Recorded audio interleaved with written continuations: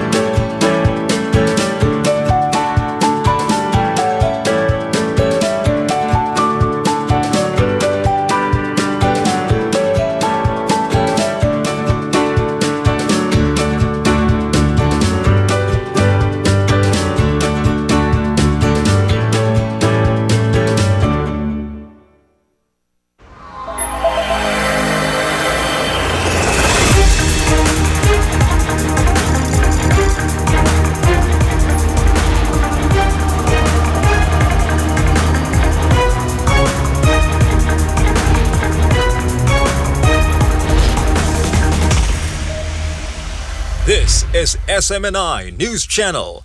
Truth that matters.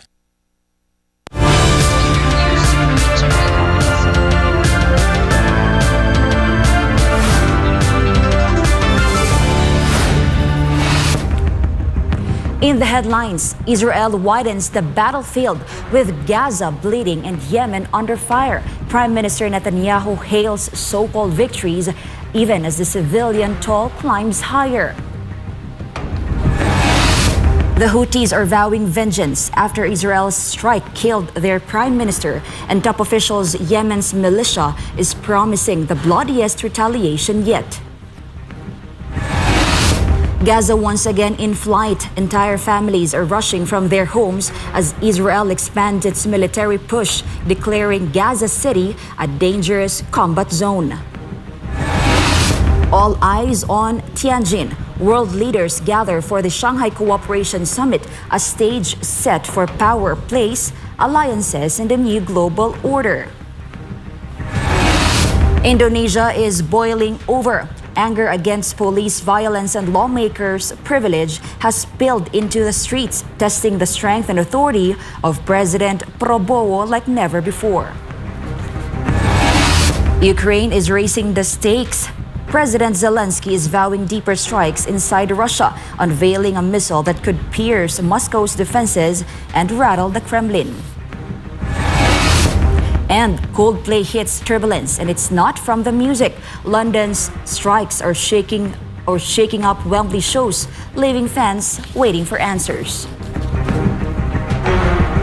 I'm Angel Pastor. Newsline World starts now.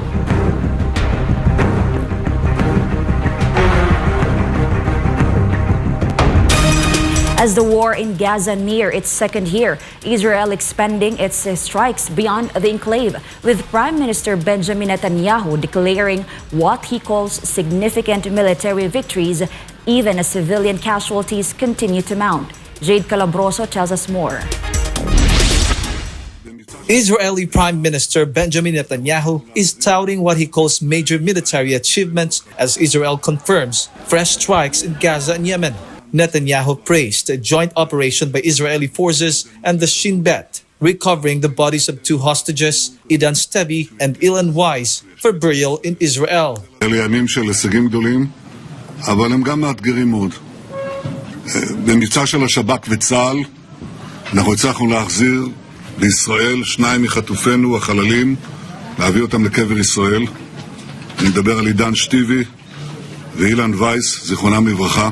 Netanyahu also said Israel had struck Hamas spokesman Abu Ubaidah, though he admitted the outcome remains unclear. At the same time, rescuers in northern Gaza's Al-Rimal district were seen pulling bodies from rubble after Israeli airstrikes. Gaza's civil defense reported at least 5 dead and many more injured. The Israeli military claimed the attack targeted a key Hamas leader, stressing it used precise munitions to minimize civilian harm. Hamas has yet to comment. Netanyahu also announced strikes in Yemen, saying the Israeli Air Force bombed a meeting of senior Houthi leaders in Sana'a. He claimed the operation killed much of the Houthi government and military leadership, warning this was also the beginning. יגידו את מה שהם יגידו. מזה זמן אני מבטיח לכם, לאזרחי ישראל גם כן, שהחות'ים ישלמו מחירים כבדים מאוד על התוקפנות שלהם נגד מדינת ישראל. וזוהי רק ההתחלה של מכת הבכירים בצנע. אנחנו נגיע לכולם. The remarks come as Israel faces mounting pressure over the war in Gaza, now nearing its second year, with civilian casualties fueling international criticism, even as Israeli leaders vow to continue their campaign. Reporting for Newsline World, this has been Jade Calabroso, SMNA News. A major escalation in Yemen. The Houthis are vowing revenge after Israeli airstrikes killed their prime minister and several top ministers. It's the deadliest blow yet to the group's leadership. Farima Nauzil for the details. A strike at the top, the Houthi-backed government in Sana'a confirmed that Prime Minister Ahmed al-Rahawi was among those killed in last week's airstrike. The attack hit during a cabinet workshop. Israeli media reported the strike targeted the entire Houthi leadership, killing al-Rahawi and at least 8 ministers. Several other ministers are wounded and remain in hospital. In response, the Houthis named Deputy Prime Minister Mohammed Miftah as caretaker leader. The president of the Supreme Political Council of Yemen, Mahdi al-Mashad, vows vengeance and that Israel would await dark its days. أننا سنأخذ بالثأر وسنصنع من عمق الجراح النصر. Since last year, the Houthis have launched drone and missile attacks on Israel, framing them as solidarity with Palestinians in Gaza. Israel has answered with strikes on airports, ports, and power stations in Sana'a and Hodeidah. But last week's attack is believed to be the deadliest blow on the group's leadership to date. The Israeli military has since reinforced units bracing for possible retaliation. Reporting, this has been Fatima Nauzil, SMNI News. In Europe, a loud show of solidarity with Gaza. Thousands of motorcyclists took to the streets of The Hague on Sunday, demanding international action against Israel's ongoing military campaign. The rally is part of a weekend of protests worldwide, from Rotterdam to Paris, Tel Aviv to Santiago. MJ Mondijar reports.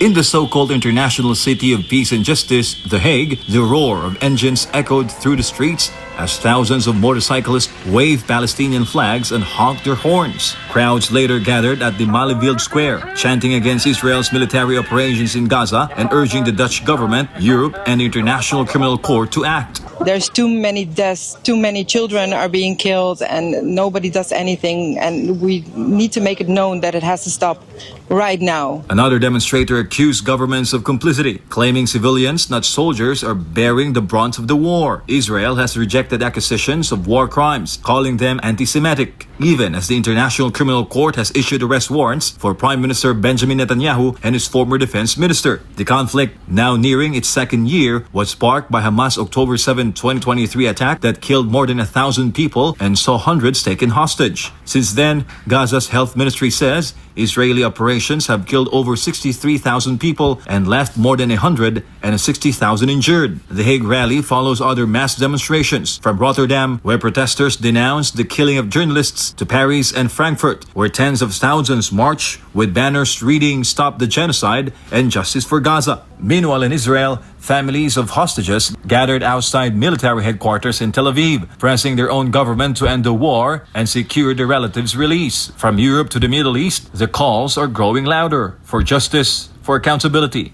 and for an end to a war that has left deep scars on both sides. And as demonstrations spread across continents, pressure is mounting not just on Israel, but also on world powers accused of standing by. For Ganmabul of Philippines, MJ Mondihar, SMNA News. In Gaza City, fear and uncertainty are once again driving families from their homes as Israel declares the city a dangerous combat zone and steps up military operations in the north. Hannah Jane Sancho gives us more on this story. Residents of Gaza City's Sheikh Radwan and Al Rishwan neighborhoods were seen evacuating southward over the weekend following heavy shelling and clashes. Footage shows plumes of smoke rising over the city as the sound of explosions echoed in the background. Some families fled on foot, while others drove away in vehicles packed with belongings. Among them, the Mahdi family, forced to abandon their home in Al Rishwan. قاعد بدي انزح مش زي ما بقولوا طوعي غصب عني مش طوعي بقول لك تطلع وما تطلعش لا غصب عنك بدك تطلع قاعد تحت الطخ وضرب النار احنا ليله ما نناش من كثر ضرب النار الكوادكوبتر الطيران كل شيء بضرب. His wife Maha, a cancer patient, called it the worst day of their lives. احنا اليوم كان أسوأ يوم في حياتنا من 40 سنة. من 40 سنة ما تزوجت أنا كان هذا اليوم الأسوأ. وأن مش عارفة شو أقول لك. مش راح تطلع. الحياة كلها ماتت. يقول لك روح من البيت وانزح. يقول لك روح من البيت وانزح. هذا احنا ميتين، احنا بس بنتنفس من الله، لكن احنا على الواقع ميتين. نسيب بيتنا وذكرياتنا واحلامنا وكل شيء بيمثلنا في البيت واحنا بنمثله، وطلعنا على الارض بور لا فيها ميه ولا فيها كهرباء ولا فيها حمامات الله يعزك ولا فيها اكل ولا شرب، ومعنا اطفال كتار. The Israeli Defense Forces confirmed they are conducting preliminary operations on the outskirts of Gaza City. On Friday, the army formally designated the city as a combat zone, a move that comes after Israel's Security Cabinet approved plans to expand its military campaign and establish control over the area. The decision has drawn condemnation from Russia, France, and the United Kingdom, warning it could violate international law. For many families in Gaza, the decision to leave is no longer a choice, but a desperate attempt to survive amid escalating violence. Reporting for Newsline World, this has been Hannah Jane Sancho, SM9 News. Coming up, all eyes on Tianjin. World leaders gather for the Shanghai Cooperation Summit, a stage set for power plays, alliances, and a new global order. Indonesia is boiling over. Anger against police violence and lawmakers' privilege has spilled into the streets, testing the strength and authority of President Prabowo like never before. Newsline World will be back after the break.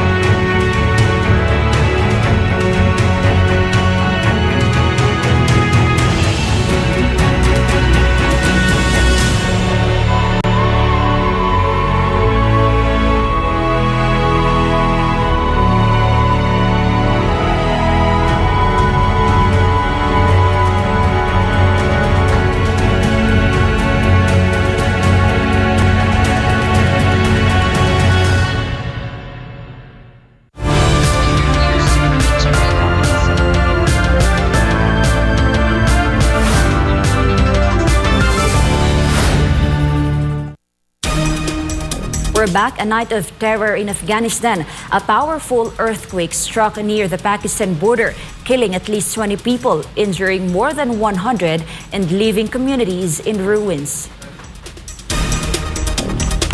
The ground shook without warning at 11:47 p.m. local time as a 6-point magnitude earthquake hit just northeast of Jalalabad in Nangarhar province, and aftershocks soon followed, according to the U.S. Geological Survey. In seconds, homes crumbled. Afghan officials report 20 dead and 111 injured. But the toll is expected to rise as rescuers struggle to reach the worst-hit villages. Mazar Valley in Kunar province has suffered devastating damage. Dozens of homes are buried under rubble in this mountainous border region, leaving families trapped. The quake's force was so strong it was felt hundreds of kilometers away, rattling buildings in Kabul and even Pakistan's Islamabad. China is rolling out its biggest diplomatic stage yet with the Shanghai Cooperation Organization Summit in Tianjin, drawing leaders from across continents to chart a path for security, development, and global cooperation. Here's the news.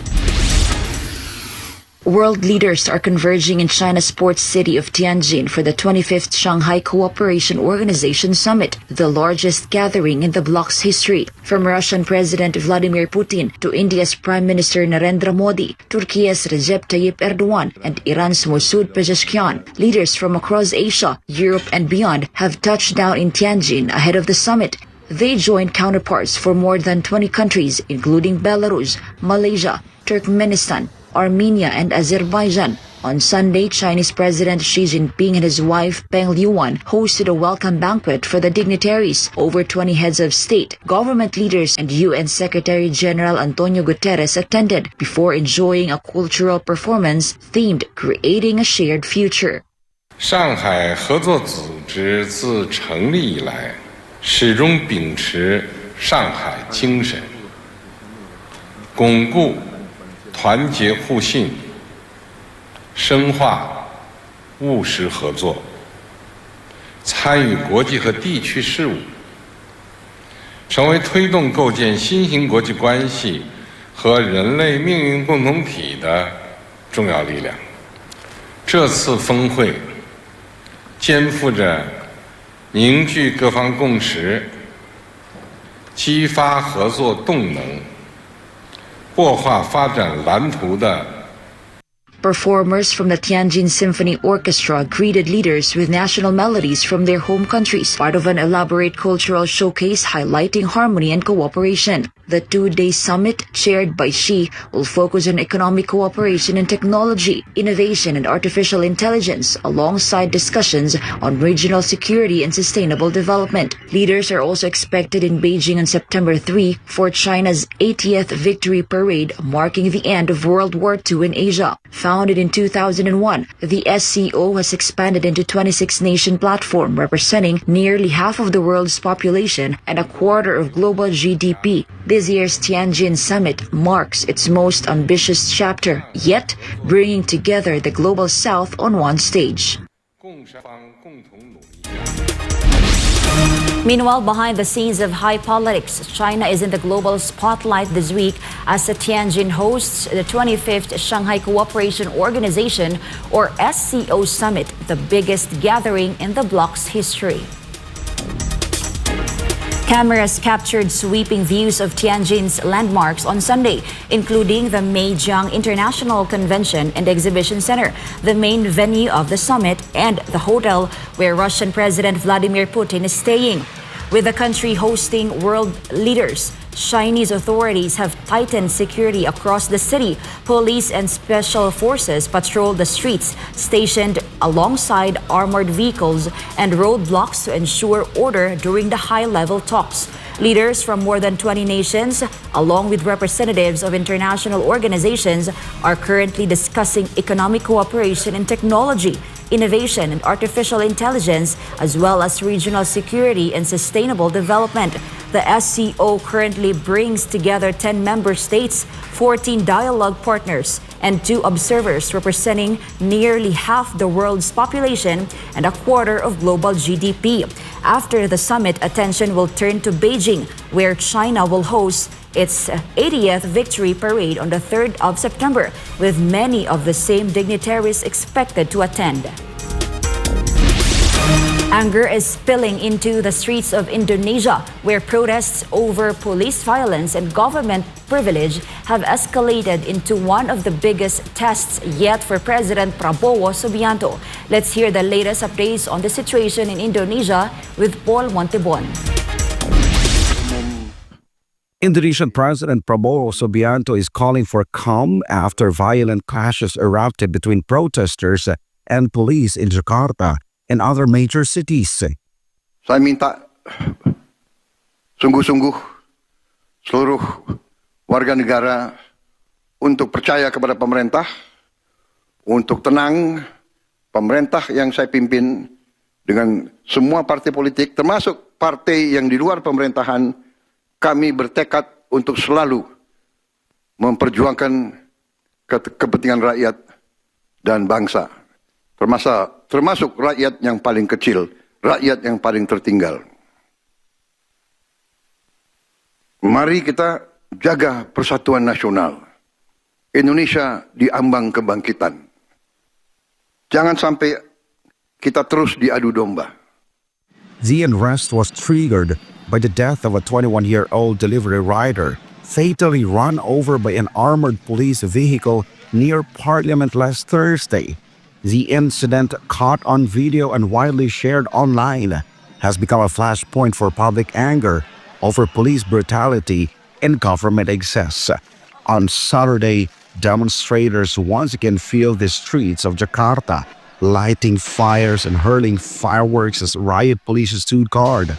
Banners accusing lawmakers of corruption and condemning police violence were raised, reflecting deep frustrations over both state force and political privilege. In response, President Subianto admitted the police response was excessive and ordered a transparent investigation. 7 officers have since been detained, while the national police chief issued a public apology. Still, protests have spread beyond the capital to Bandung and Surabaya in Java, and to Gorontalo and Makassar on Sulawesi. The demonstrations were initially fueled by outrage over lawmakers' lavish perks, including monthly housing allowance of 50 million rupiah, nearly 20 times the minimum wage in parts of the country. Now, with calls for justice growing louder, the crisis marks one of the most serious challenges yet for the new government. Reporting for Newsline World, this has been Paul Montebon, SMNI News. After the break, Ukraine is raising the stakes. President Zelensky is vowing deeper strikes inside Russia, unveiling a missile that could pierce Moscow's defenses and rattle the Kremlin. And Coldplay hits turbulence, and it's not from the music. London's strikes are shaking up Wembley shows, leaving fans waiting for answers. Newsline World will be back after the break.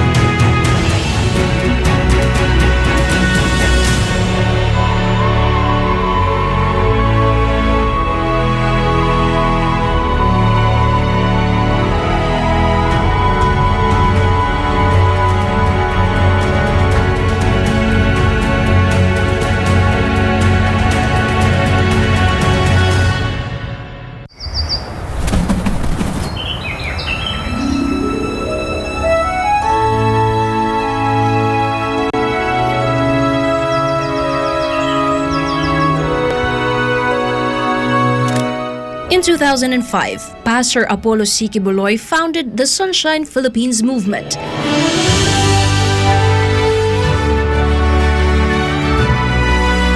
A mission rooted in love for nature and nation. It began as an environmental and humanitarian initiative to reforest Mount Apo. Once barren, now a thriving and beautiful place. Through his initiative, thousands of trees have been planted across the Philippines, bringing life and hope to communities. His advocacy, One Tree, One Nation, is also a movement that calls for unity in preserving the environment. Because every tree planted is a step towards unity, healing, and a greater future.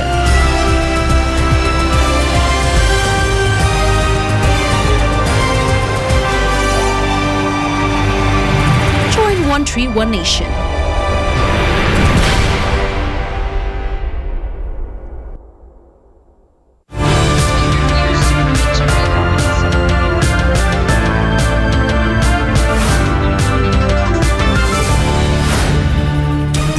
Ukraine is ramping up its warnings. President Volodymyr Zelensky says new deep strikes inside Russia are already being planned. His comments come as Kiev touts a new missile capable of reaching Moscow and beyond.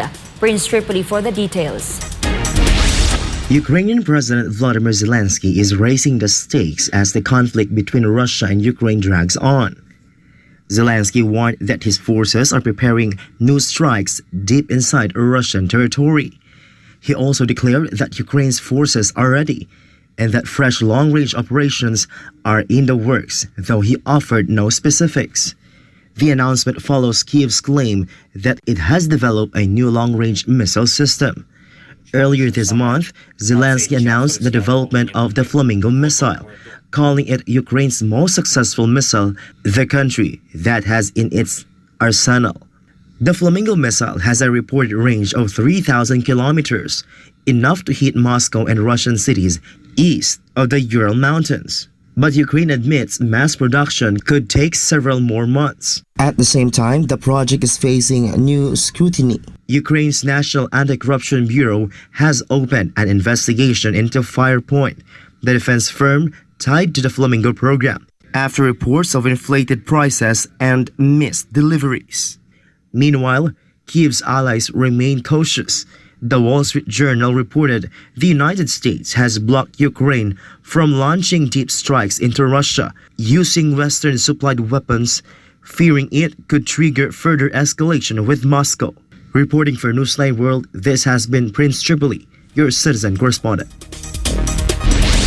Europe is tightening its guard along the eastern frontier, with Russian drones downed and border tensions mounting. The EU's top official has joined Poland's leader on the front lines, unveiling fresh support and a stark warning for Moscow. Almar Forzuelo files this report. Amid rising tensions in Eastern Europe, European Commission President Ursula von der Leyen joined Polish Prime Minister Donald Tusk for a high-profile visit to the Polish-Belarusian border. The two leaders inspected Poland's frontline defenses, a 5.5-meter steel barrier stretching nearly 190 kilometers, reinforced by more than 200 kilometers of electronic surveillance. They were also briefed by senior Polish military and border guard officials on the country's security measures. Von der Leyen used the visit to announce additional EU funding for member states neighboring Russia and Belarus. She stressed that Europe's border must be treated as a shared responsibility, warning that Russian aggression requires constant vigilance. We have to keep this sense of urgency because we know that Putin has not changed and will not change. He is a predator. We know by experience that he can only be kept in check through strong deterrence. Polish authorities said the joint visit highlights efforts to bolster European Union security as Russian military activity in the region shows signs of intensifying. Just days earlier, a Russian drone was shot down in Poland's Lublin region, while Lithuania closed ports of its airspace after drone sightings. Warsaw continues to accuse Moscow and Minsk of orchestrating so-called hybrid attacks, pushing migrants across the border to destabilize the EU. Both Russia and Belarus deny the accusations. Von der Leyen's stop in Poland forms part of a wider tour of EU countries bordering Russia and Belarus, spanning from the Baltics to the Balkans, including Estonia, Latvia, Lithuania, Finland, Romania, and Bulgaria. Reporting for Newsline World, Almar Forsuelo, SMNI News. In Australia, a man drove his car straight into the Russian Consulate General in Sydney. Police say one officer was injured and the suspect is now under arrest. The white Toyota Clogger SUV is seen resting on the consulate lawn.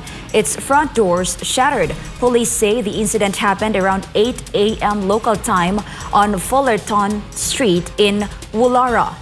When officers first approached the driver, he allegedly accelerated, crashing into the property. Authorities confirmed that the suspect, a 39-year-old man, was taken into custody at the scene and is now assisting with inquiries at Surrey Hills Police Station.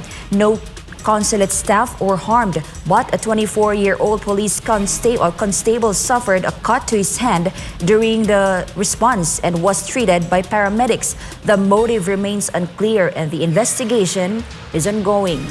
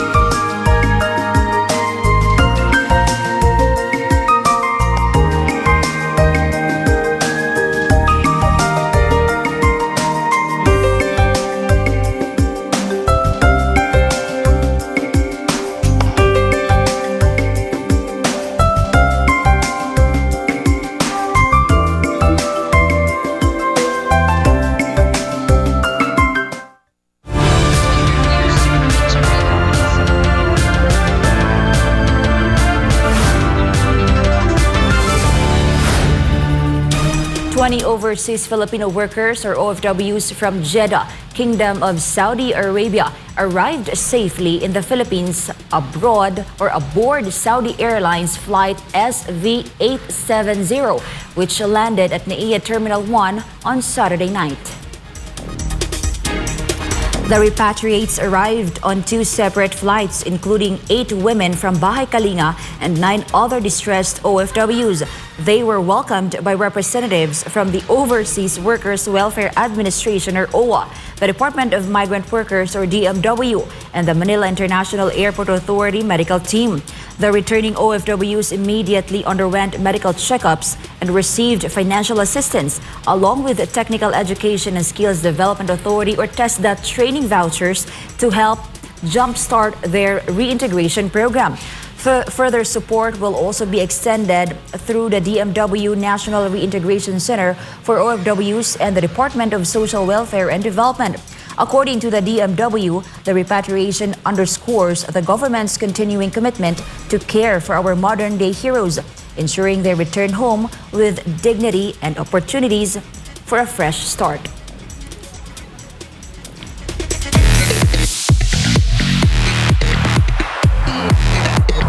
Coldplay's London concerts are hitting turbulence, this time not from the stage but from the underground. Let's find out why in Darlene Santos' Showbiz News Report.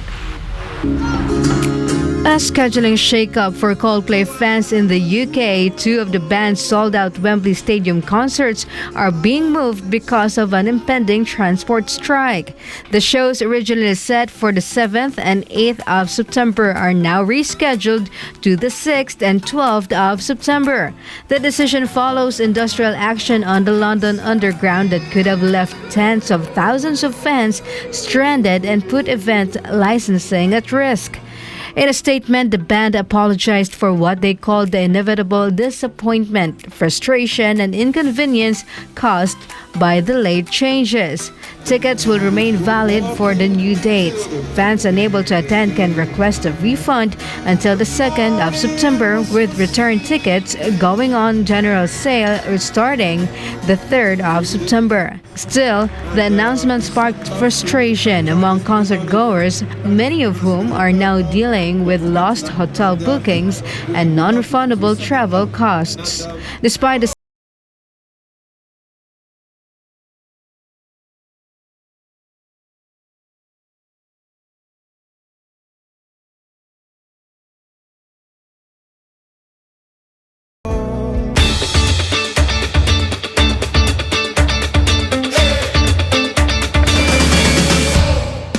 In a world often divided, a nonprofit in Denver is proving that sometimes all it takes to bring people together is a longer table, and that food do more than just fill plates. It can also bridge communities. Find out more on this story with Valdivina Gracia. Longer Tables, a non-profit dedicated to fostering connection through shared meals, welcomed over 3,400 locals to its first ever mile-long table in downtown Denver, Colorado. Stretching 5,280 feet across the Auraria campus, the massive table served as both a dining space and a symbol of unity. Guests enjoyed fresh produce from local farmers on a sunny Saturday afternoon, surrounded by laughter, conversation, and a spirit of togetherness. Tim Jones, founder and executive director of Longer Tables, said the community's response to their first mile-long table has been overwhelmingly positive. Hundreds of volunteers made the event possible, setting up, serving meals, and ensuring that everyone had a seat at the table. Longer Tables, founded in 2013, has already hosted over 100 gatherings across 5 states to promote cultures of connection and belonging. With the overwhelming success of the Denver event, the group announced plans to make the mile-long table an annual tradition. Looking ahead, the organization also plans to bring the concept to larger celebrations in 2026, marking the United States' 250th birthday and Colorado's 150th anniversary. Reporting for Newsline World, this is Valdivina Gracia, SMNA News. And before we end, may you be inspired with the words of the sun.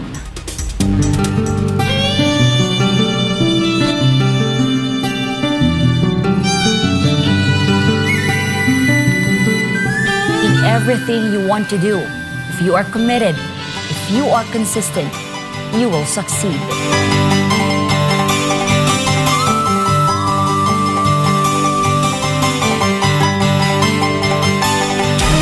And that's all for this edition of Newsline World. For God and my beloved country, the Philippines, I'm Angel Pastor.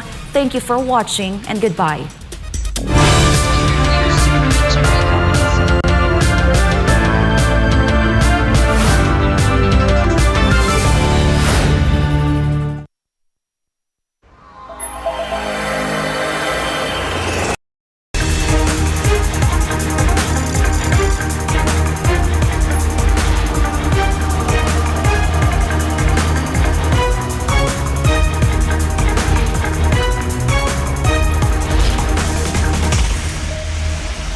This is SMNI News Channel. Truth that matters.